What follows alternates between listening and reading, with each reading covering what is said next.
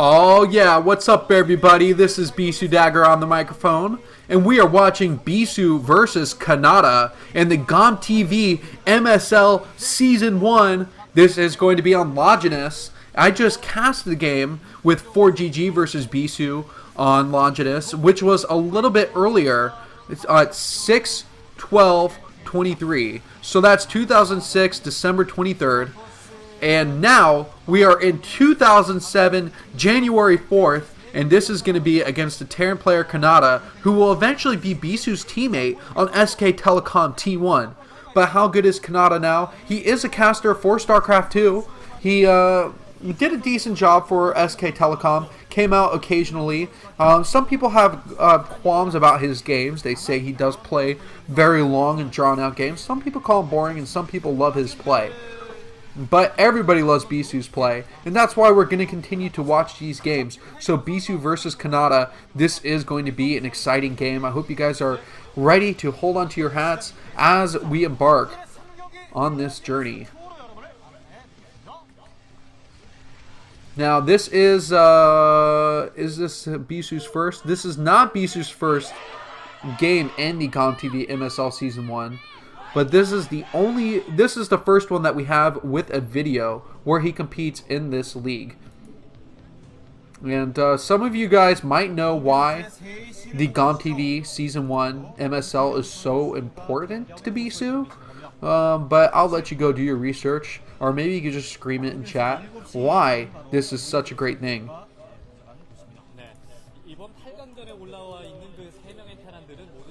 And now it looks like we do have our Terran player spawning at the 7 o'clock location. So almost a mirror of what we just saw, except for maybe there's a little bit better quality in the other video when we were watching the Sky Pro League game versus 4GG. But Bisu, he is going to be spawning at that 3 o'clock position, while Canata is going to be at the 7. So it's going to be interesting to see how Bisu has improved upon his gameplay, where he took his natural, he went for Reaver drops, the Reaver drops weren't effective, and how will he pay off from here? And a lot of lessons have to be learned. This is a Protoss favored map, like I said earlier, a 56% win rate, and it's a 3-player map. So just or 59% win rate for Protoss, I'm sorry. And that 3% is huge. Don't get me wrong. So 51 games have been won for Protoss, 35 for Terran and PVT. But in Zerg versus Protoss, the most even of the matchups, it's 40 wins for Zerg and 35 for Protoss, so 53% win rate for Zerg. And look at that poster. That is crazy. Bisu's hair is looking great. It's all about the hairdo for Bisu. If you guys haven't learned his power, some people find that certain haircuts that he's had have cursed his seasons. And he will either go on massive win streaks or massive lose streaks. And also people think that his vacations and where he goes on vacation matter on how well he's going to be when he comes back. I know a lot of people think that it's necessary that Bisu goes to Thailand to vacation for like a month before he comes back to play in Pro League, or else he won't win the most Pro League wins award like he usually does. So it looks like there is a refinery inside of the main base for our Terran player Canata, and we'll probably be going for a factory here. And I was just trying to analyze. So he did go for a wall off. Differently, 4GG went for the bunker at the natural base choke point to defend, and instead Canata decided that he would use a supply depot barracks wall off here, where he will eventually just lift his barracks and open sesame to his units as the mech decides to leave the base and go on his conquest to take out the Protoss insurgents.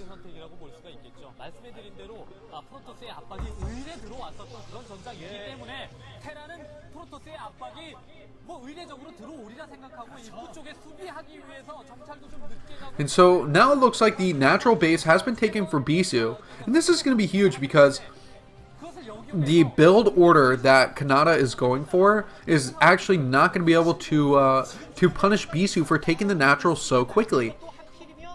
And the fact that he dropped down the machine shop on his factory and is going for the command center means that vultures aren't going to be a threat immediately.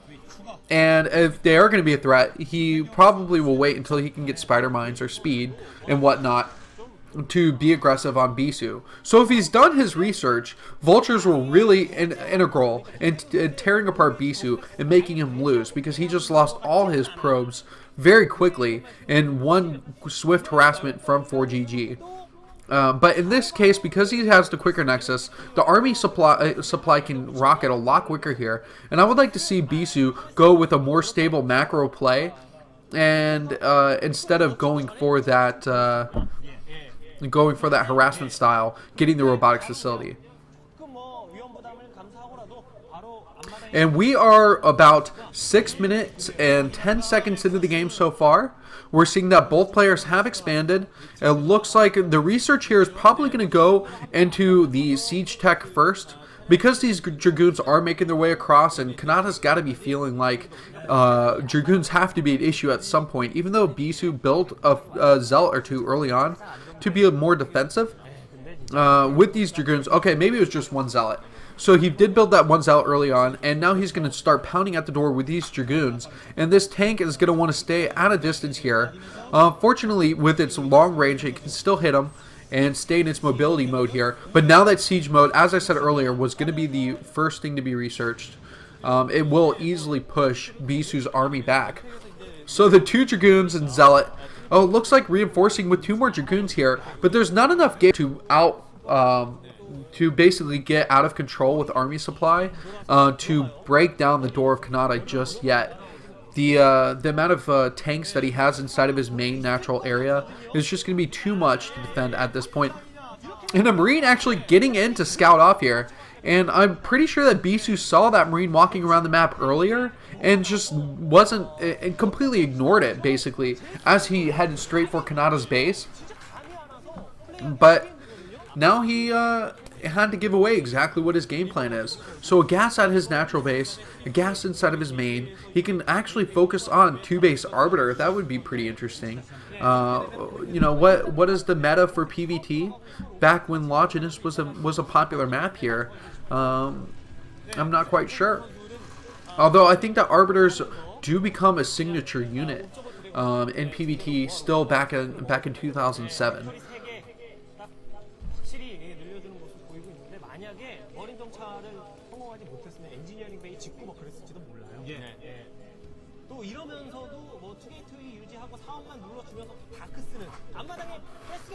Now I would like to ask any of you guys who are watching this live, what kind of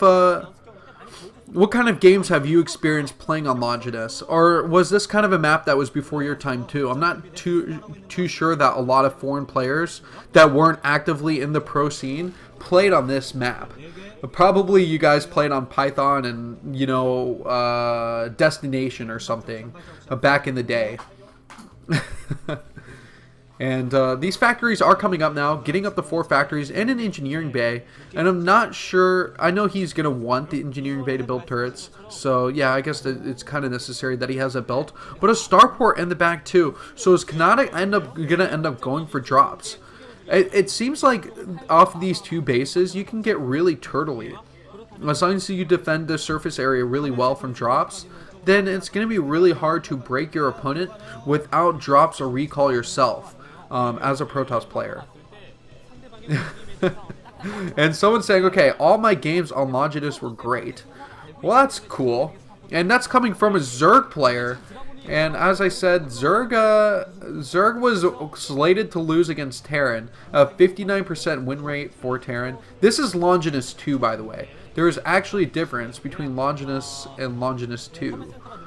So the stats vary a little bit differently, but still not balanced at all. I just think the TVZ win rate went down 10% between Longinus 1 and 2. But that's about it. Someone's saying it's usually my go-to map as a loser's pick in Clan Wars. And that's pretty cool. I didn't know that people were that fond of Longinus.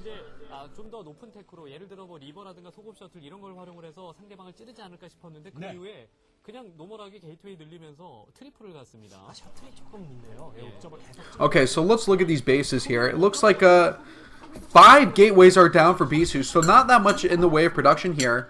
2 forges are dropping down, so he can start throttling those upgrades. Meanwhile, an additional base is done, so Bisu is sitting here on 3 bases. Meanwhile, the command center is floating out to a third for 4G, not 4GG, for Canata, which means that if he puts his siege tanks out at the front, then he will be able to secure that 3rd base pretty easily here. So, with that being said, look at the way those pylons are shaped up here. Vultures will not be able to get through, but amazingly, workers can get inside there. So that's pretty hilarious. And I wonder if Canata is just going to camp his SCV in the spot where a Nexus could be built. But no, he does end up dragging his SCV out of the base. And the Dragoons do come over here to eventually kill it off anyway. So not bad at all. But here comes the drop. The starport built, what, 5 minutes ago? Now it's actually going to be coming into action here. And Canata knows that he has this 3rd base completely exposed. There are no cannons built in here. And that could be a lot of forge pylons simultaneously killed off, depending on how many units are being brought in with this dropship here. And I like the no-frame glasses that Kanata's wearing. Very stylish. That's something that's become more into style in the current times than back in the day. A lot of pro gamers have very thick, very square glasses as far as the Korean pro gamers go. And so I like to see that their fashion has evolved quite a bit.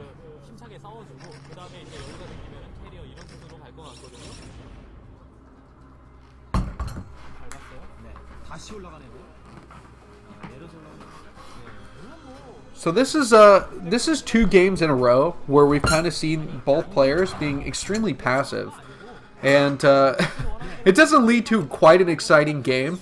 And I think this map is all about setting yourself up for victory in the late game.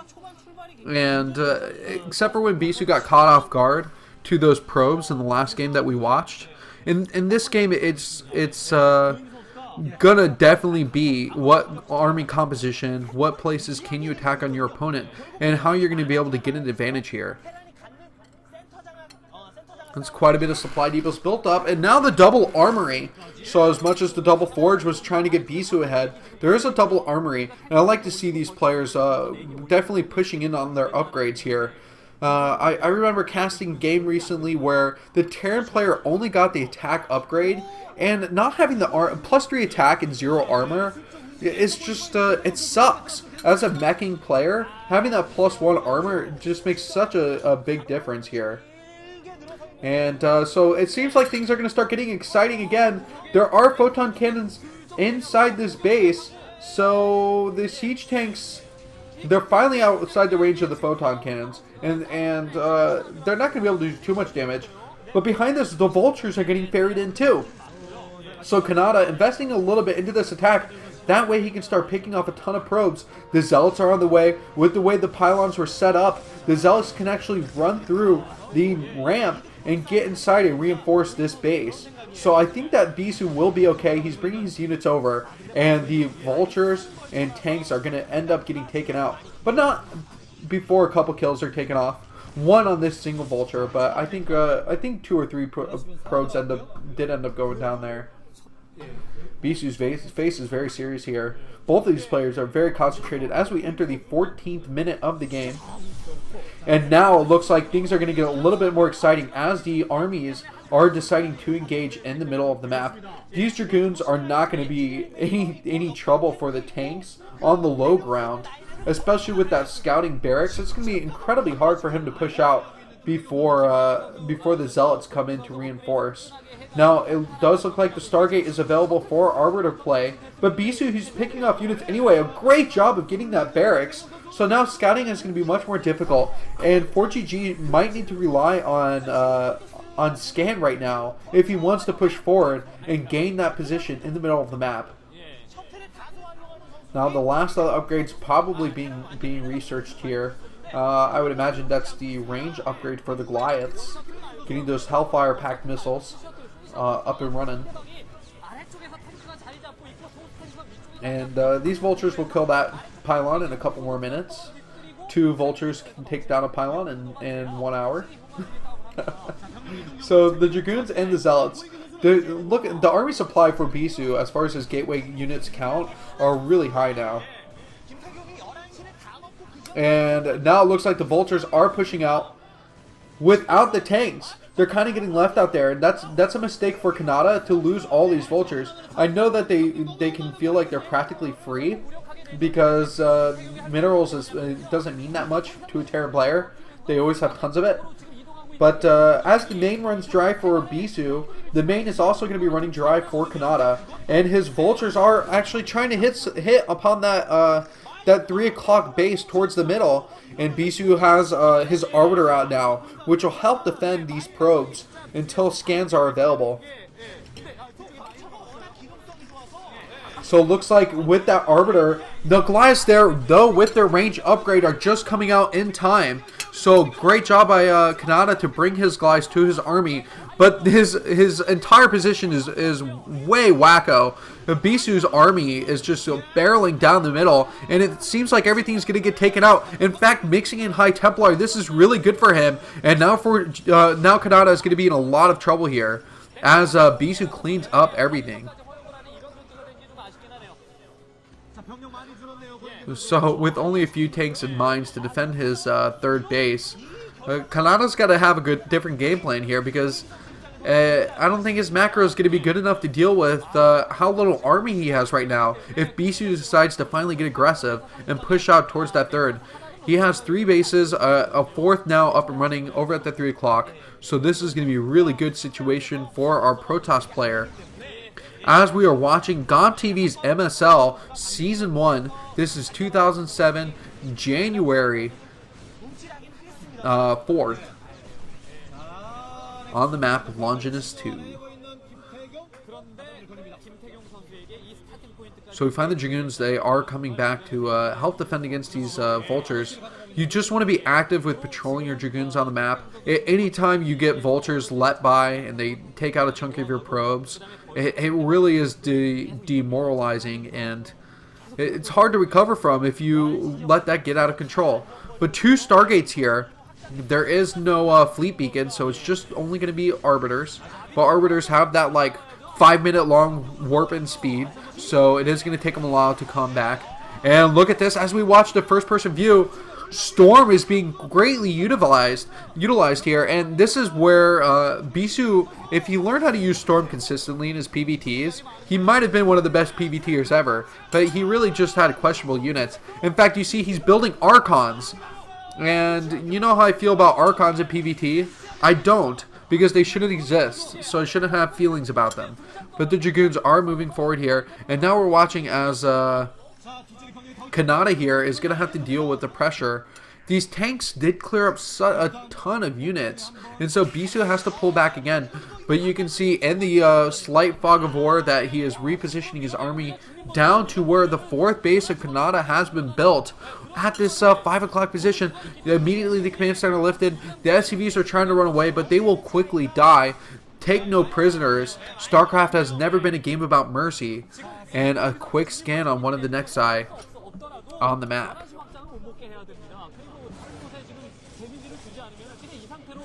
These Archons and Dragoons are going to go into their wombo combo as they clean up the rest of the Terran that has not been defeated.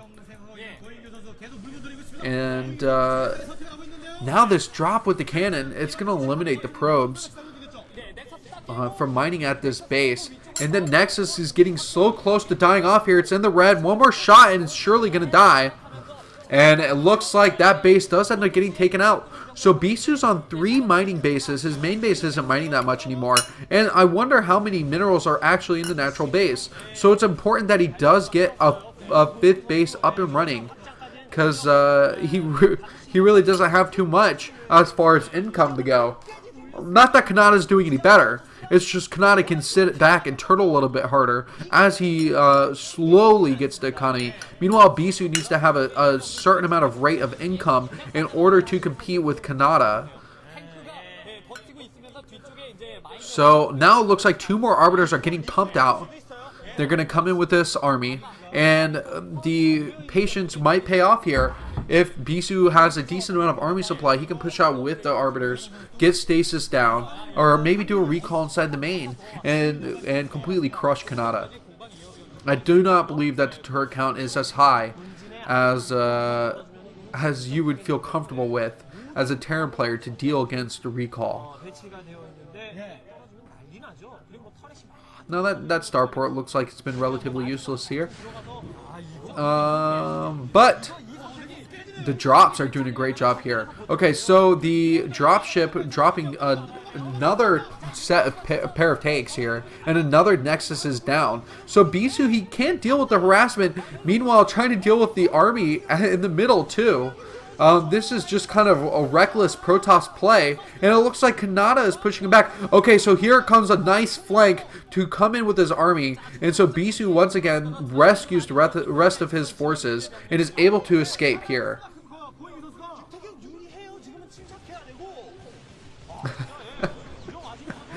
And I'm loving that this possibly could be angering people that I chose a Canata game.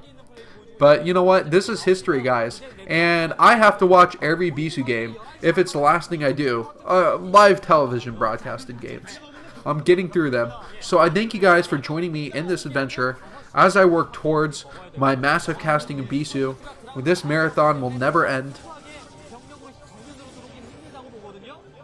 And Bisu's forces are now looking to annihilate that 9 o'clock base. It's really hard to see the mini-map, which I rely on a ton to use information here. But it looks like the 5 o'clock base has been eliminated again. And now, I think Canata, okay, Canata is being brave enough. His command center is probably being lifted and floated over to this 5 o'clock position again, where these gateway units will easily get cleaned up. Now it looks like long distance mining for these SCVs, because he really has a surplus of SCVs, and if you overmine in one of your bases, you find yourself quickly without minerals. And still no Nexus at that 12 o'clock base. So both these players have absolutely zero economy, and a decent army for both, but neither player is maxed out. And it looks like here comes the stasis and moving with Bisu's army again. And does he have another stasis on him? Okay, it looks like a lot of the tanks have been neutralized while Bisu's army is moving across to that base. And it looks like he wants to take the... so he blocked the ramp, so he cannot actually get on the high ground. That's probably the best stasis that could have that Canata could have asked for here, because Bisu can't get his army up to eliminate that 5 o'clock base.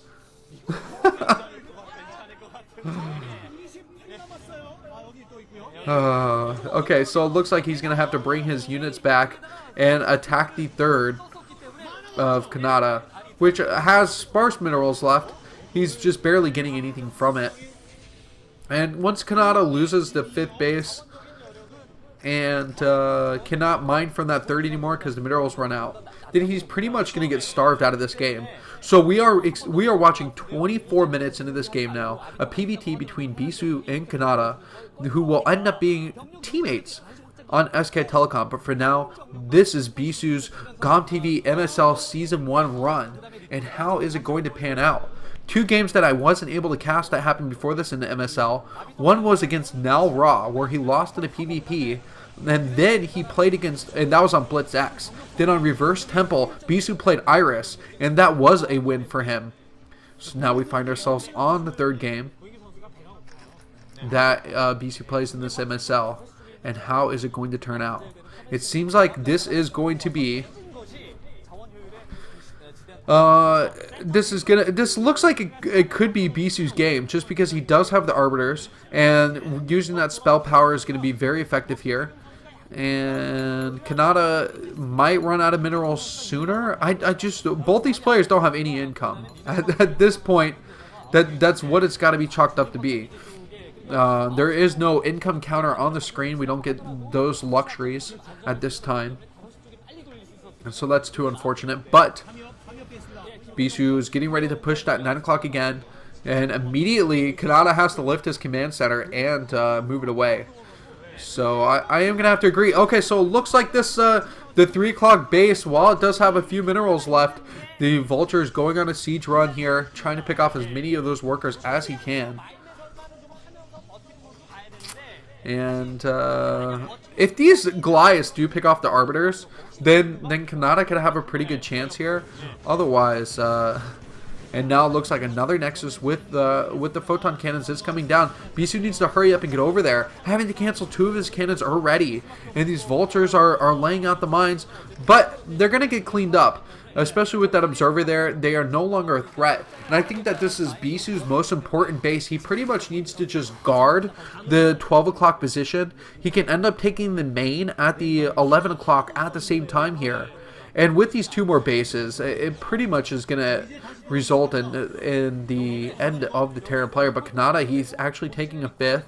He possibly has the 9th base under his control again too.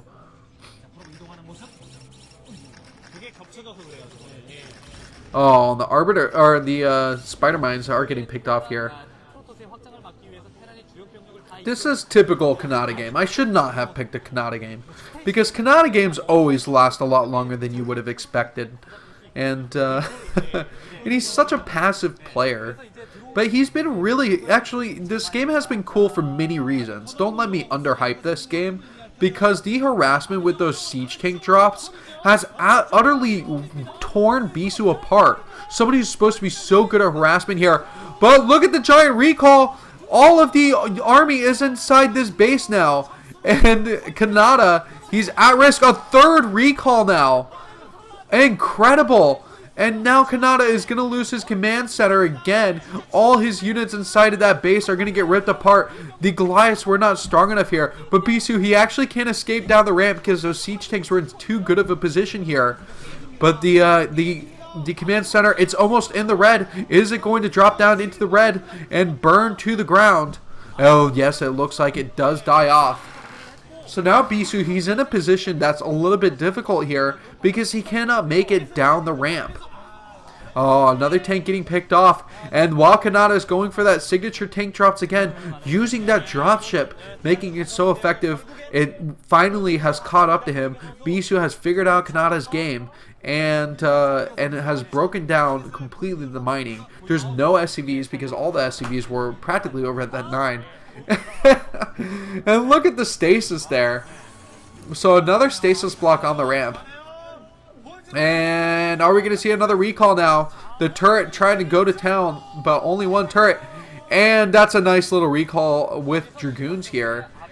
And that's the last thing. Okay, EMP does go down here too, so there's no safe way of getting these units out if Canata somehow had certain forces. But he pulled all his tanks from the 3rd, so no longer is he defending the 3rd. Bisu can walk the rest of his units down the ramp from the 5 o'clock. Meanwhile, the main base is going to lose all its production. The factories are not going to be able to make any units. And now it looks like the 9 o'clock too is going to be lost. Oh, so we're about to reach the 29th minute, almost going to a full 30-minute game. And this half hour has been action-packed with PvT on Longinus 2.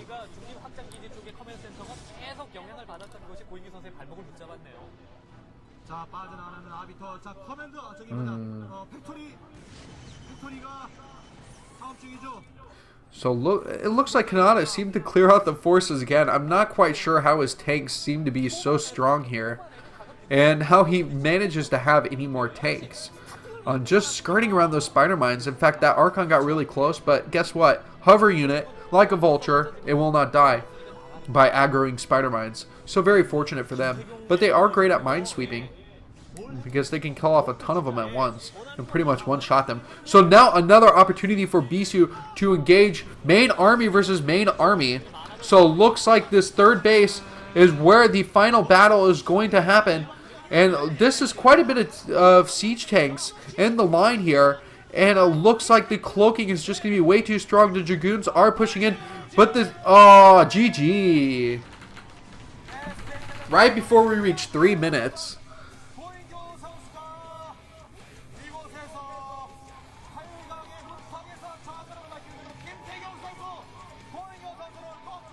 So great job for Bisu. That's going to be the end of Bisu versus Canata on the MSL Season 1. And just give